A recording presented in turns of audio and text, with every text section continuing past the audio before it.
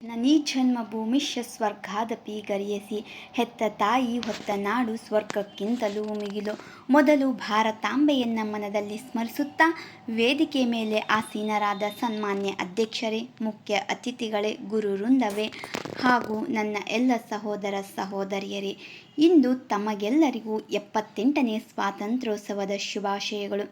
August 15 ಎಂದೊಡನೆ ಇನ್ನೊಂದು ವಿಷಯ ನೆನಪಾಗುತ್ತದೆ. ಅದೇನೆಂದರೆ ಅಪ್ರತಿಮ ವೀರ ಸಂಗೊಳ್ಳಿ ರಾಯಣ್ಣನ ಜನ್ಮದಿನ. ನಾವು ನೆಮ್ಮದಿ ಹಾಗೂ ಶಾಂತಿಯಿಂದ ಇರಲು ಕಾರಣ ನಮ್ಮ ದೇಶ ಕಾಯುತ್ತಿರುವ ಯೋಧರು. ಅವರಿಗೆ ನನ್ನ ನಮನ. ಜಿ ಹುಜೂರ್ ಎಂಬಂತಹ ಸೊಲ್ಲನ್ನು ಮಟ್ಟ ಹಾಕಿದ ಆ ದಿನ ಚಿರಸ್ಮರಣೀಯ.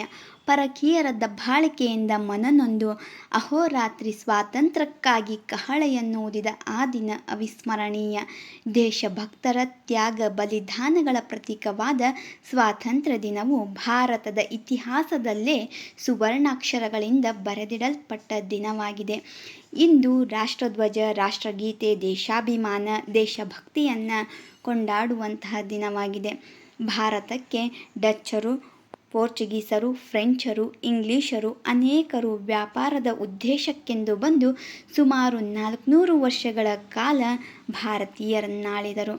ತಕ್ಕಡಿ ಹಿಡಿಯುವ ಕೈ ಭಾರತೀಯರ ಜುಟ್ಟನ್ನು ಹಿಡಿಯಲಾರಂಭಿಸಿದರು.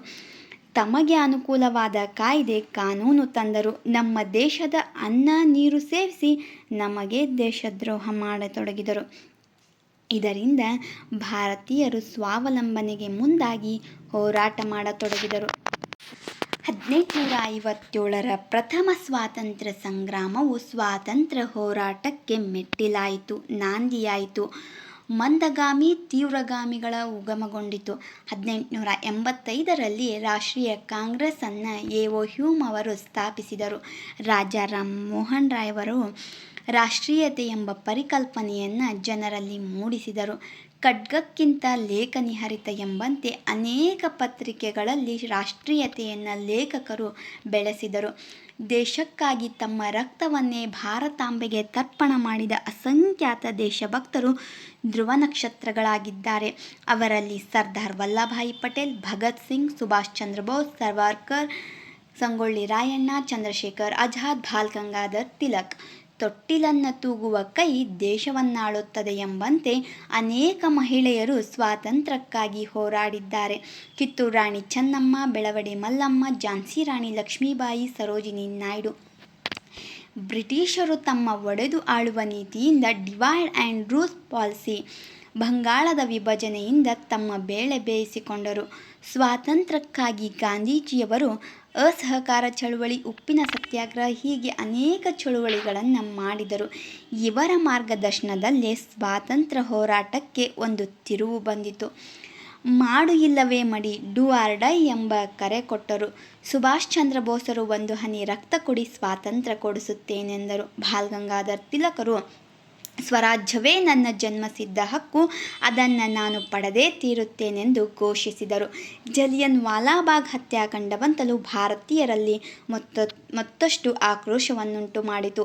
ಇದರಿಂದ ಶಾಲಾ ಕಾಲೇಜು ವಿದ್ಯಾರ್ಥಿಗಳು, ಕೂಲಿ ಕಾರ್ಮಿಕರು, ಜನಸಾಮಾನ್ಯರು ಸ್ವಾತಂತ್ರ್ಯ ಚಳುವಳಿಗೆ ಧುಮುಕಿದರು. 1942ರಲ್ಲಿ ಗಾಂಧೀಜಿಯವರು ಕ್ವಿಟ್ ಇಂಡಿಯಾ, ಬ್ರಿಟಿಷರೇ ಭಾರತವನ್ನು ಬಿಟ್ಟು ತೊಲಗಿ ಎಂದು ಕರೆ ನೀಡಿದರು. 1947ರ ಆಗಸ್ಟ್ 14 ಮಧ್ಯರಾತ್ರಿ ಶನಿವಾರದಂದು ಭಾರತಕ್ಕೆ ಸ್ವಾತಂತ್ರ್ಯ ದೊರಕಿತು. ದೆಹಲಿಯ ಕೆಂಪುಕೋಟೆಯ ಮೇಲೆ ಭಾರತದ ತ್ರಿವರ್ಣ ಧ್ವಜ ಹಾರಾಡತೊಡಗಿತು, ರಾರಾಜಿಸತೊಡಗಿತು. ರಾಷ್ಟ್ರಧ್ವಜವು ತನ್ನದೇ ಆದಂತಹ ವೈಶಿಷ್ಟ್ಯವನ್ನು ಹೊಂದಿದೆ. ಕೇಸರಿ ತ್ಯಾಗ ಧೈರ್ಯದ ಸಂಕೇತವಾಗಿದೆ. ಬಿಳಿ ಶಾಂತಿ ಪರಿಶುದ್ಧತೆಯ ಸಂಕೇತವಾಗಿದೆ. ಹಸಿರು ಅಭಿವೃದ್ಧಿಯ ಸಮೃದ್ಧಿಯ ಸಂಕೇತವಾಗಿದೆ. ನಡುವಿನ ಚಕ್ರವು ಅಶೋಕ ಚಕ್ರವು 24 ಗೆರೆಗಳನ್ನು ಹೊಂದಿದೆ. ಆ ಗೆರೆಗಳು 24 ತೀರ್ಥಂಕರು, ಗಂಟೆ ಹಾಗೂ ಪ್ರಗತಿಯನ್ನು ಸೂಚಿಸುತ್ತದೆ. ಭಾರತ ದೇಶದ ಪ್ರಧಾನಮಂತ್ರಿಯಾದ ಮೋದಿಜಿಯವರು ಹಿಂದಿನ ವರ್ಷದಿಂದ ಮನೆ ಮನೆಗೂ ರಾಷ್ಟ್ರಧ್ವಜವನ್ನು ಹಾರಿಸಬೇಕೆಂಬ ಅಭಿಯಾನವನ್ನು ತಂದರು. ರಾಷ್ಟ್ರಧ್ವಜವು ಮನೆ ಮನೆಗೆ ಅಲ್ಲದೆ ರಾಷ್ಟ್ರಭಕ್ತಿ, ದೇಶಪ್ರೇಮ ಪ್ರತಿಯೊಬ್ಬ ಭಾರತೀಯನ ಮನದಲ್ಲಿ ಉಕ್ಕಿ ಹರಿಯುವಂತಾಗಬೇಕು. ದೇಶ ನನಗೇನು ಕೊಟ್ಟಿದೆ ಎನ್ನುವುದಕ್ಕಿಂತ ದೇಶಕ್ಕಾಗಿ ನಾನೇನು ಮಾಡಿದ್ದೇನೆ ಎನ್ನುವುದು ಮುಖ್ಯ. ಧರ್ಮಕ್ಕಿಂತ ದೇಶ ದೊಡ್ಡದು.